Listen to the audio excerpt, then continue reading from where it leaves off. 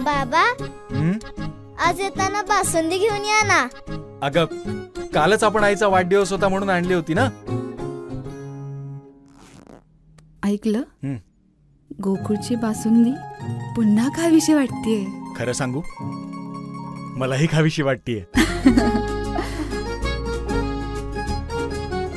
पुन्हा पुन्हा खावीशी वाटणारी गोकुळ बासुंदी.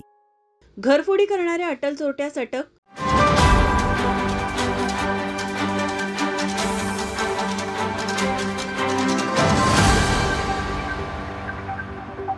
पोलीस अधीक्षक महेंद्र पंडित यांनी कोल्हापूर जिल्ह्यात होत असलेल्या घरफोडी चोरीचे गुन्हे उघडकीस आणण्याच्या दृष्टीने स्थानिक गुन्हे अन्वेषण शाखेचे पोलीस निरीक्षक रवींद्र कळमकर तसेच दुय्यम अधिकारी यांना सूचना दिल्या होत्या. या सूचनेप्रमाणे पोलीस निरीक्षक रवींद्र कळमकर यांनी स्थानिक गुन्हे अन्वेषण शाखेचे पोलीस उपनिरीक्षक जालिंदर जाधव व इतर पोलीस अंमलदार यांना तपास करण्यास सांगितले होते. यानुसार तपास करत असताना पोलीस अंमलदार संजय कुंभार व विजय इंगळे यांना गोपनीय माहिती मिळाली की दीपक डोने राहणार डोनेवाडी तर्फ तळगाव तालुका राधानगरी याने चोरी केली असून चोरीचे सोन्या चांदीचे दागिने विक्री करण्याकरिता आमजाई वरवडे तालुका राधानगरी या गावातील स्मशानभूमीजवळ येणार असल्याची माहिती मिळाली. त्यानुसार पोलिसांनी सापळा रचून आमजाई वरवडे गावाच्या हद्दीतील स्मशानभूमीजवळ आरोपी संदीप नाना डोने वय 32 राहणार डोनेवाडी तर्फ तळगाव तालुका राधानगरी यास अटक केली.